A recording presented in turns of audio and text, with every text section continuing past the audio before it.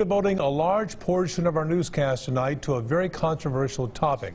It's about whether to become vaccinated. It's a very hot topic people heatedly argue about, as groups on both sides of the subject refuse to back down. The uptick in measles cases around the U.S. this year being attributed to the decline in vaccinations. KTK's Annalise Coble has tonight's in-depth and special report, Vaccinations, Facts and Fears. Over the years, vaccine schedules have changed, and so have opinions by some parents. Some believe their children are at risk for a vaccine injury. I know that he had a vaccine injury. I watched it happen before my eyes and got told I was wrong.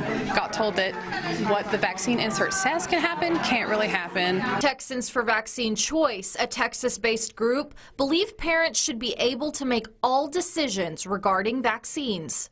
Texans for Vaccine Choice, our name says it all. We are just that. Parents, professionals, individuals from a wide variety of backgrounds that have come together and joined forces really to stand for and protect our rights as individuals to make medical decisions for ourselves. A right many parents around the world are willing to fight for. If we're going to do vaccine mandates and say that we don't have a choice, and if we're going to be intellectually honest and know that vaccines will cause some amount of harm, what we're basically saying is we're willing to sacrifice a few for the greater good of others. Well, I'm not willing to sacrifice mine. And neither is Jackie Schlegel, Executive Director of Texans for Vaccine Choice. As a parent, nobody is going to love for and care for our children in the way that we do.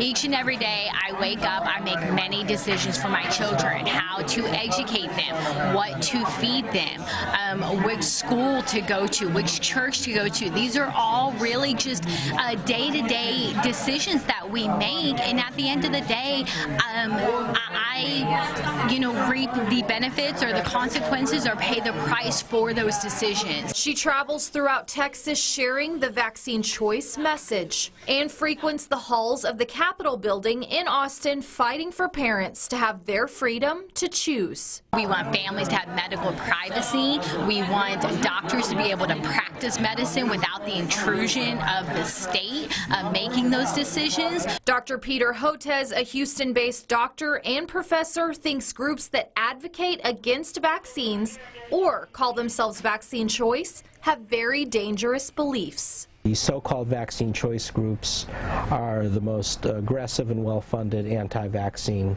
organizations we have in the United States. And their weapons are misinformation and human emotion. And unfortunately, they're very effective. So effective, in his opinion, that he says we are now going backward instead of moving forward.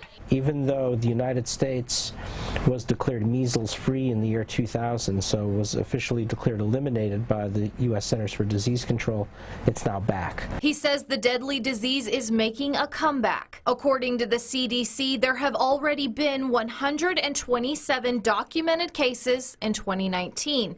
There were 372 cases total in 2018. The last big year for measles in the United States was 2014, with 667 cases, which was in large part connected to an unvaccinated community in Ohio. It's back because of drops in vaccine coverage in a number of states, including the state of Texas, Washington, and Oregon, and it's dropped because of a phony misinformation campaign put out by the anti-vaccine lobby. He believes children are the ones who suffer most at the hands of this misinformation. If you're a child, you have a fundamental right to be protected against deadly infectious diseases, just as if you're a child, you have a right to be put into a car seat or a safety belt. Dr. Hotez says he is in a unique position. I'm a vaccine scientist and a pediatrician, but I'm also a parent of an adult daughter who has autism and intellectual disabilities. And one of the central tenets of the anti-vaccine movement is they claim vaccines cause autism. His newest book is titled Vaccines Did Not Cause Rachel's Autism. And in the book, I report on the massive amount of evidence with over 1 million children showing that there's absolutely no link between vaccines and autism.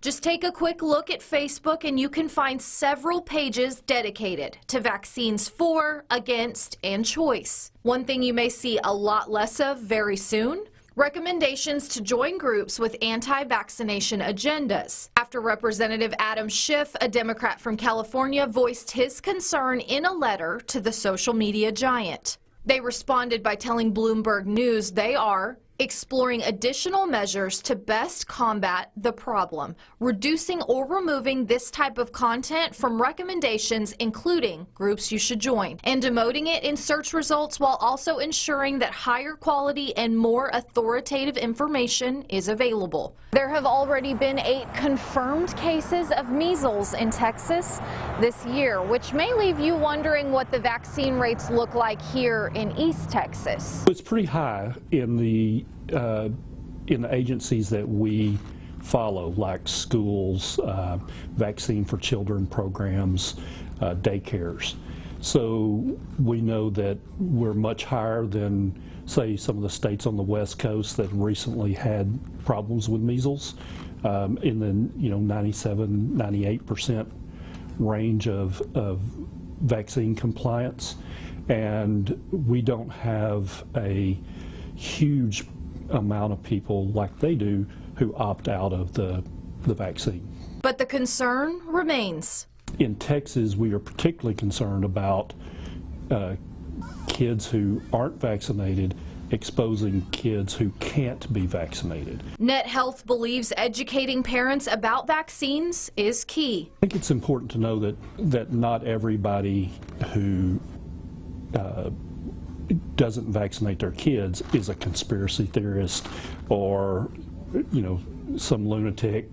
There are legitimate concerns in their mind that they have concern about safety. They have concern about the number of vaccines that they get in their lifetime. He urges parents to reach out to Net Health or their local health department with any questions or concerns they may have regarding vaccines. Annalise Coble, KETK News. And please stay social with us about this topic on our Facebook or Twitter or our website, easttexasmatters.com.